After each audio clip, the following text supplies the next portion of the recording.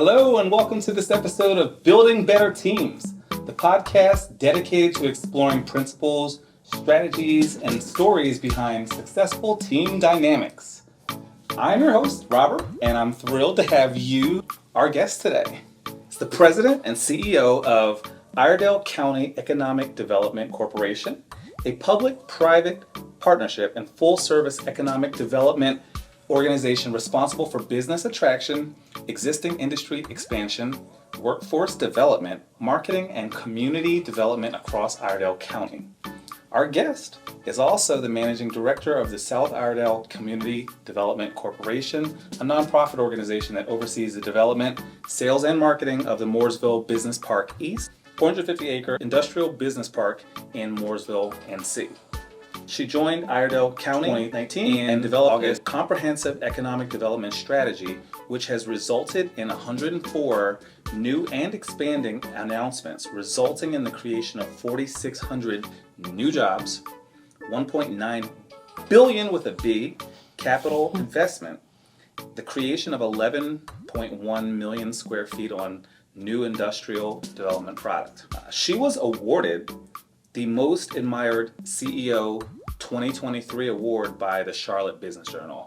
An amazing accomplishment, certainly worthy of congrats. She currently serves as the board member on the Centralina Economic Development Council and Economic Development Partnership of North Carolina's Economic Development Advisory Council, and 2023 chairman of the Charlotte Regional Business Alliance Economic Development Advisory Council. She received her Bachelor's of Arts degree in Communications and Public Relations from Towson University and is a graduate of Oklahoma University's Economic Development Institute. She is a licensed NC real estate broker and a certified economic development professional as recognized by the International Economic Development Council. She has 3 sons, 9, 13, and 15, and lives in Iredell County with her husband. Are you ready to meet today's guest? She is Jenn Bosser. So I get a quarter for every time you said economic development. Economic Corporation Development.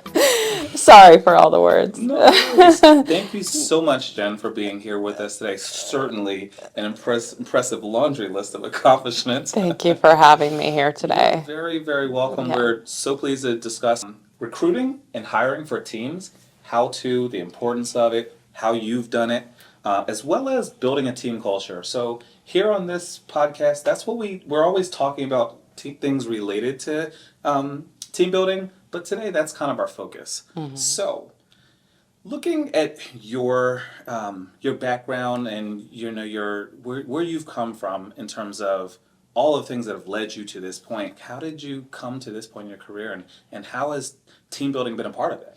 Yeah. Well, I think first of all, thank you for having me on the show, and it's a pleasure to be here. I think throughout my career, I've been blessed to work with a diverse group of people.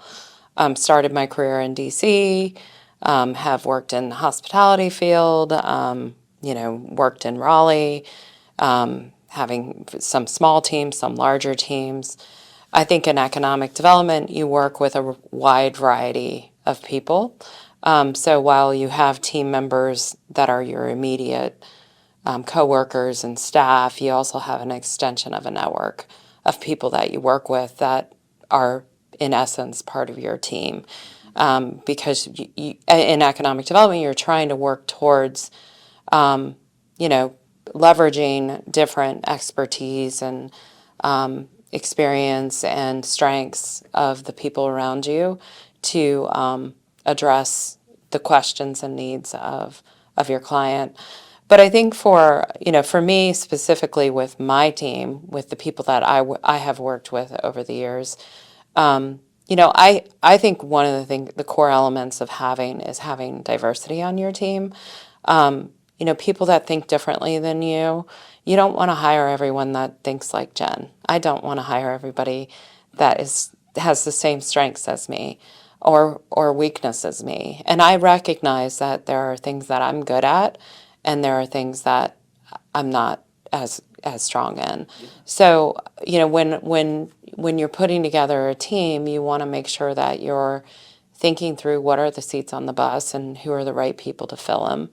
And sometimes that means changing people from one seat to the other when you have people leave or move because it's a better fit for that person, or you may need to hire a new skill set to come in because you're changing as an organization. And we recently did that with moving one of my long-term employees had been our research analyst, and she also has a skill set in operations, but she is a much better operations person because she's very black and white. I call her Eagle Eyes because she always finds all the errors and everything. She's a deadline driven person, and and I think sometimes it wasn't easy for her initially to make that move, but I think she's much happier now because that's where her strengths are. And then I think you also mentioned just now, you said you had a team member that, maybe it started off as a good fit in a certain capacity, but over time you're kind of always managing and assessing, and like maybe there's a better fit elsewhere within the team. In our business, we're a team. And, you're going to interact with your colleagues, you're going to support, you're going to need something from them, they're going to need something from you. It's not a job where you come in, turn your computer on and type away and walk away. I mean, it is a very engaging environment. It requires us to be in person. It requires us to be interacting out with the community. So culture becomes a very important piece because there are different types of people. And I think what I've learned through my career is that how someone grew up, what the dynamics of their family were. Those things live with them, and trust is really, really important. You've got to be able to trust your colleagues. You've got to be able to disagree in a constructive way, and you've got to have an environment where I don't want everyone to say yes. You're right, Jen. I want people to challenge me if they don't think that something's a good idea. I want them to feel comfortable enough to say, I don't think that's the right thing to do. Maybe the higher that folks go, the less willing people are to say no. And that could be a challenge that you may have faced. Just to essentially to encourage your team to diplomatically, professionally, and doing it the right way, but to challenge at times. Yeah, and I think it's really on leadership to create that environment of trust, which is not always easy, but an environment of trust, an environment of vulnerability, an environment of openness where people feel that they can share that they can disagree with the CEO. And oftentimes,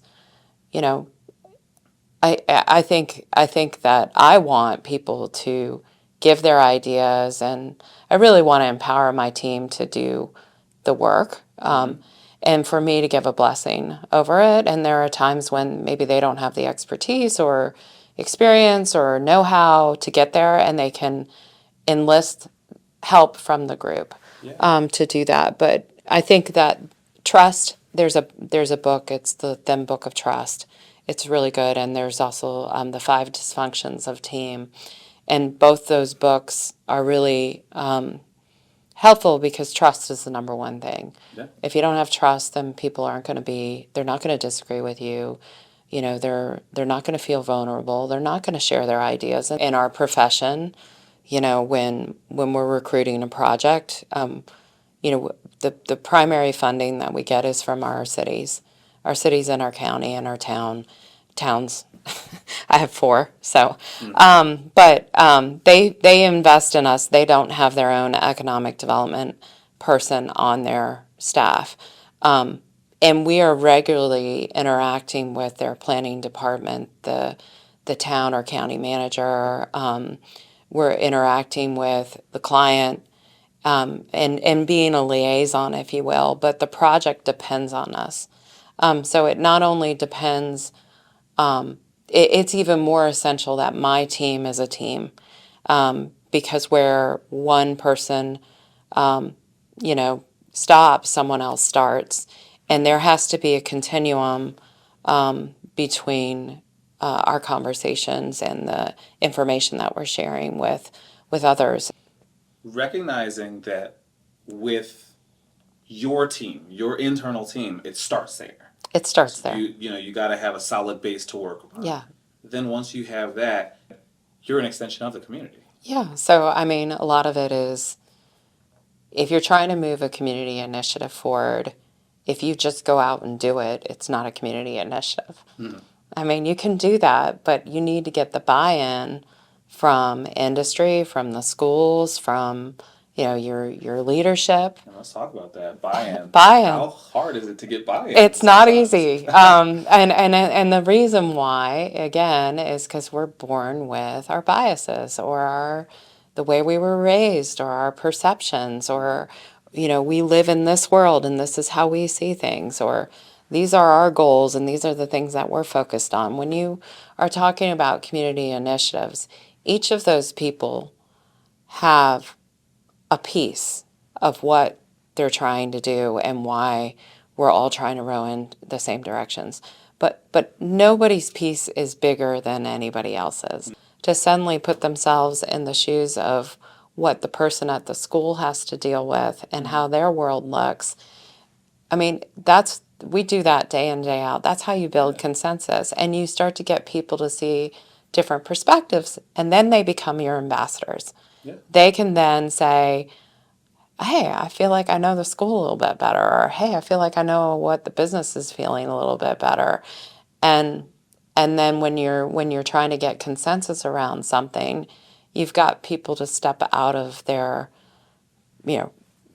box into the bigger box, I guess, and start to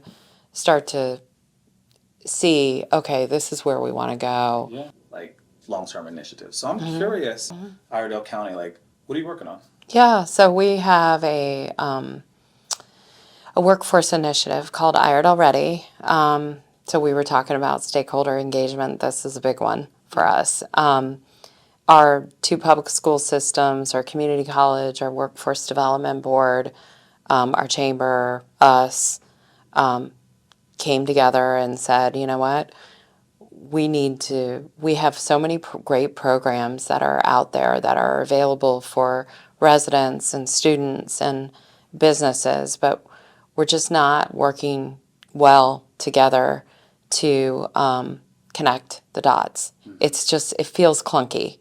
And so, so we did a SWOT analysis. We came together and sort of determined what we were doing and then what was the missing piece. And it really felt like marketing was the missing piece, alignment, engagement.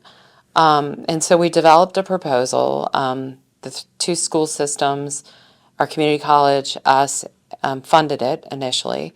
And then we went to the county and asked for matching funds. And so we have $750,000 in funding over 3 years. And we have a program of work to launch a website, social media channels. We've been working. Our chamber's been leading an education workforce group to really deploy, develop career fairs, to organize apprenticeship programs, to do videos. So it's like every partner took a little piece of what they do best. Yeah. And have owned. And as a collaborative, we're killing it. We're all rowing in the same direction. So we're getting ready to launch a website in September. It'll be iredellready.com, and it'll help students navigate career pathways, apprenticeship programs, internships. It'll help residents if they want to pivot to a new career, what that looks like, what the path is to get there, what kind of pay those jobs are, and who those employers are in our local community. And it'll help businesses navigate what the programs are, like apprenticeship programs or the things that Jetties took advantage of, that they can take advantage of. So it's consolidating it all into one place so that we can talk to all of our audiences. As we close out this episode, is there a way that people listening can connect with you a little bit further to take that next step? If maybe they're coming to Iredell County, they want to bring jobs to Iredell County. Like, how can people connect with you in Iredell County? Yeah, so couple different ways. I'm on LinkedIn, so you certainly can learn more about me there.